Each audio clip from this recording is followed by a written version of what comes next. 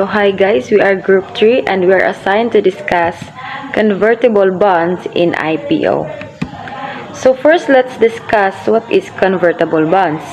So it is a type of debt security issued by a company that gives the bondholder the option to convert the bonds into a predetermined number of shares of a company's stocks. So this kind of bonds combine features of both debt and equity instruments, offering the bondholder and potential benefits of both. So from the word itself, convertible, so you can convert your bonds into a share but into a predetermined number of shares of the company.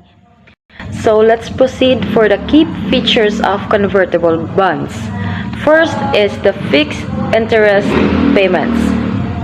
So like regular bonds, convertible bonds pay periodic interest or coupon payments to bondholders until maturity. Benefits to bondholder also considered upside potential. If the company's stock price rises above the conversion price, the bondholder can benefit from equity gain. Downside protection. If the stock price does not perform well, the bondholder still receive interest payments and the principal repayments. It's also considered the benefits to issuers. Lower interest rates. Convertible bonds typically offers lower interest rate compared to regular bonds because of the added conversion options. So lastly, the deferred dilution. Issuers can delay the dilution of shares until bondholder choose to convert. So next is the risk for investors. If the stock price remains below the conversion price, the option to convert is not advantageous, and the investor only benefits from the bond's fixed interest. If low stock price, it means converting bonds to stock isn't beneficial, and limited gains, it only earn fixed interest. So next is the risk for issuers. If the stock price rises significantly, the company might face significant dilution when bondholders convert their bonds into equity. So if high stock price, it means bondholders converting to stock dilutes company ownership. If reduced control, it means increased shareholders. Today, I'm going to give you a scenario about the convertible bonds in IPO. So this is the scenario. Company B is a biotechnology firm with a promising drug in development. It is facing challenges in securing traditional debt financing due to the high risk involved. And then to raise funds for clinical trials and regulatory approval, Company B decides to issue convertible bonds during its IPO. So these bonds allow investors to convert their debt into a common stock at a later date, giving them the potential to benefit from future stock price increases. So we are going to analysis of this scenario. So the first question is, why would Company B use convertible bonds instead of issuing straight debt or equity? So Company B is a biotechnology firm opts to issue convertible bonds during its IPO for several strategic reasons. So first is the high risk profile. Second is the investor's attraction. And lastly is the deferred dilution. So first is the high risk profile. The biotechnology sector is inherently risky. So it is very risky, making traditional debt financing more challenging. So lenders may either demand prohibitively high interest or refuse to provide a funding altogether. So convertible bonds offer a more feasible alternative, allowing Company B to secure necessary funds without the immediate burden of high interest rate payments. Second, the investor attraction. The investor attractions is convertible bonds are attractive to investors because they combine the sector of fixed interest payments with a potential for equity upside, and also this means that investors can be more benefit from the company's future growth if they choose to convert their bonds into a stock, and making the investment more appealing. So third, the deferred dilution. By issuing convertible bonds instead of direct equity, Company B can delay ownership dilution. This is crucial during early fundraising stages, and as it allows the company to maintain control and ownership until bondholders decide to convert their bonds into equity. So in summary, convertible bonds provide a strategic financing options that aligns with Company B high risk profile, attracts investors, minimize immediate dilution of ownership. So the number 2 is what advantages do convertible bonds offer to the company, especially in terms of reducing immediate cash outflows. So the first one is lower interest cost. So convertible bonds typically have lower interest rates compared to traditional debt because of the embedded conversion option. So the investor have the option to convert their equity or the debt equity to stocks where they can potentially gain more profit from the increases of stock prices. So the second one is deferral of equity insurance. So the conversion feature allowed the company to defer paying interest and principal in exchange for equity conversion in the future. So this particularly helpful for the cash-strapped firms like Company B. So there will be potential to increase price stock so they can earn more from that investments. So the third one is access to funding. So convertible bonds enable company to secure financing even when traditional debt financing isn't available. So number 3, how does the conversion feature impact both the company and the investors? So the first impact is it reduced debt obligation. Upon conversion, debt is eliminated, improving the company's balance sheet. So dito, mawawala ang utang ng kumpanya at magkakaroon ng balanse sa kumpanya. Next is equity dilution. If many bondholders convert, it increases the number of shares outstanding, which may dilute the ownership stake of existing shareholders. So, kapag maraming bondholders ang nag-convert ng kanilang mga bonus sa mga shares, tumataas ang bilang ng mga shares na nasa sirkulasyon. At dahil dito, maaaring magkaroon ng equity dilution. Next is stock price sensitivity. The conversion price can act as a reference point for investors, influencing perceptions of the company's valuation.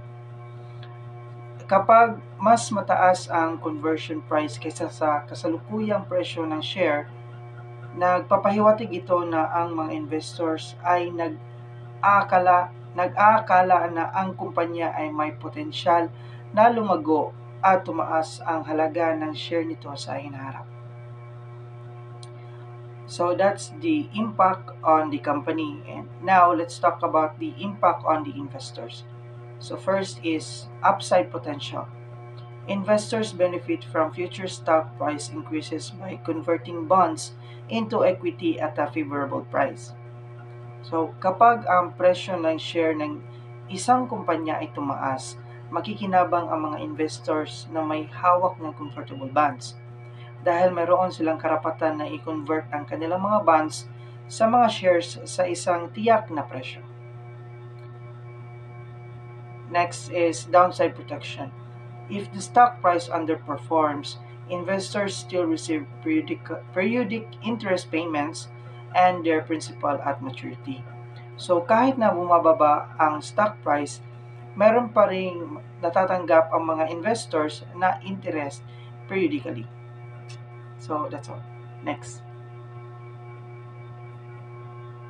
So the next is what are the potential risks for company B when using convertible bonds in the IPO? So there are four potential risks that the company B may encounter using convertible bonds in IPO. So the first is the dilution risk.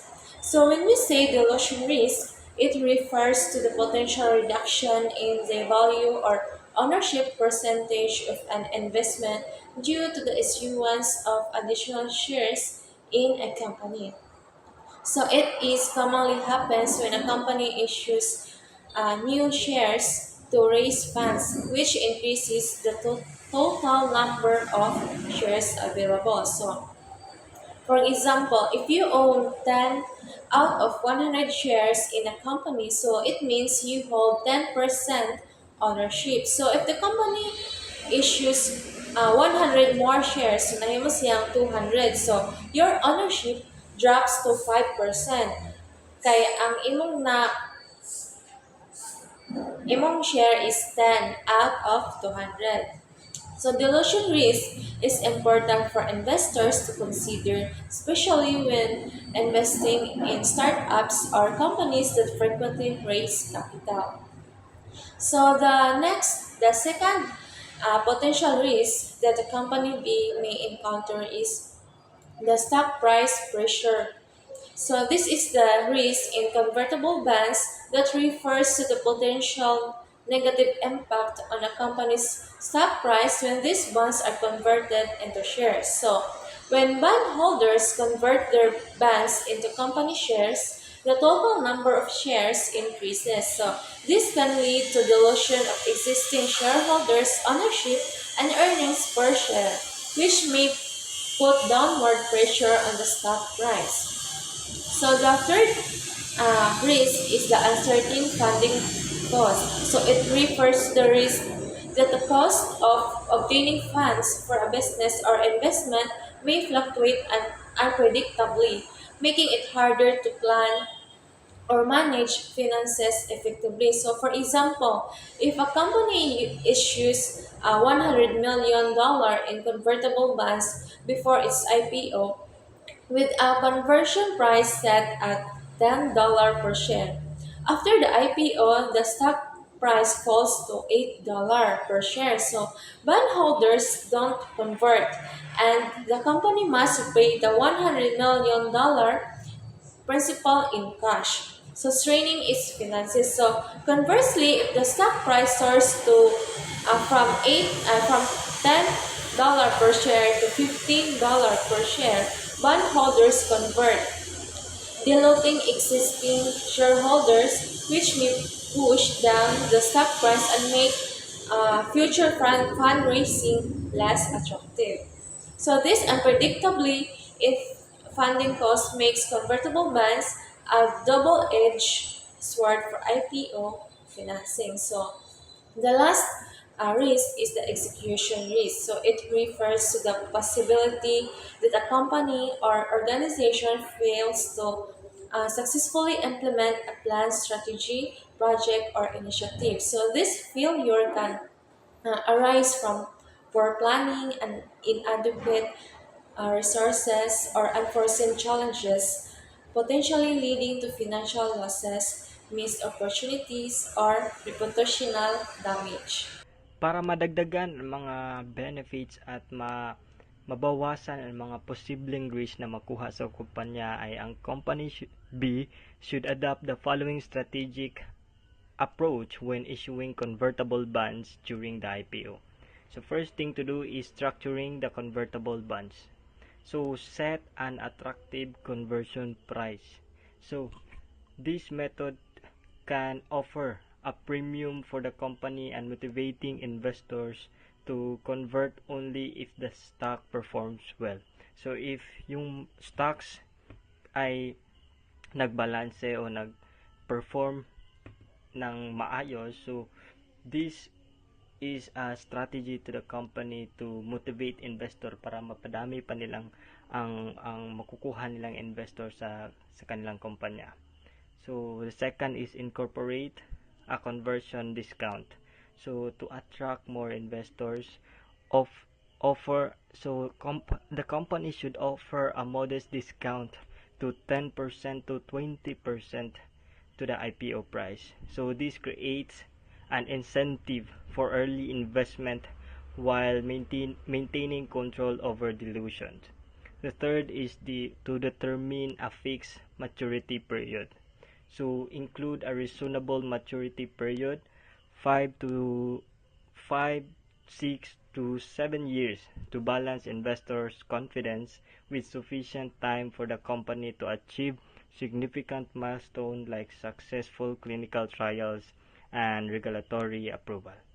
So the second strategy is the balancing equity and debt concerns. So first is the limiting the issue size. So this means that managing the scale and the scope of a problem or a task to make it more manageable or easy to solve. So in relation to balancing equity and debt concerns, so it is a strategy of financing to balance the benefits and the drawbacks of equity and debt financing, and to ensure the company's financial stability. So, for an instance, so a firm might choose to issue a smaller amount of debt to maintain its manageable debt to equity ratio. And the last one is the staggered conversion. I mean convention. So this means that the company gradually converts debt into equity over time rather than um, putting it all together. So this optimizes its capital mix and also mitigate risk. It is also a financial strategy that can help um, the companies balance their equity and debt financing more effectively. So for an instance, spreading out the conventions means a company can align its debt obligation with its cash flow projections, so reducing risk of financial money. So the second one is the interest rate management. So it is when you manage the interest. So it is very important in balancing the equity and debt concerns, especially when it comes to businesses, as it talks about the financial strategies. Having a good interest helps you to manage the financial cost and financial health, especially when it comes to economic environments. So, for an instance, a companies make a choice for fixed rate debt to protect against the interest fluctuation. So, which means this can increase financial predictability. Okay, so we're now bound to the last part or to the conclusion. Okay, so issuing convertible bonds during its IPO or initial public offering, it offers the company B a strategic way to raise funds for their critical clinical trials and regulatory approvals while managing the high risk associated with its biotechnology business. Okay, so by carefully structuring the bonds with an attractive conversion price, modest discount, and a low coupon rate, the company can attract investors, particularly the potential or target investors, while minimizing immediate cash outflows or expenses and deferring equity dilution. Okay, so staggered conversion and limited issuance further mitigate potential risks such as stock price volatility and excessive dilution. Okay, so indeed, this approach balances investor incentives with company B's need for financial flexibility, ultimately supporting its long-term growth and market success. Okay, so that would be all. Thank you.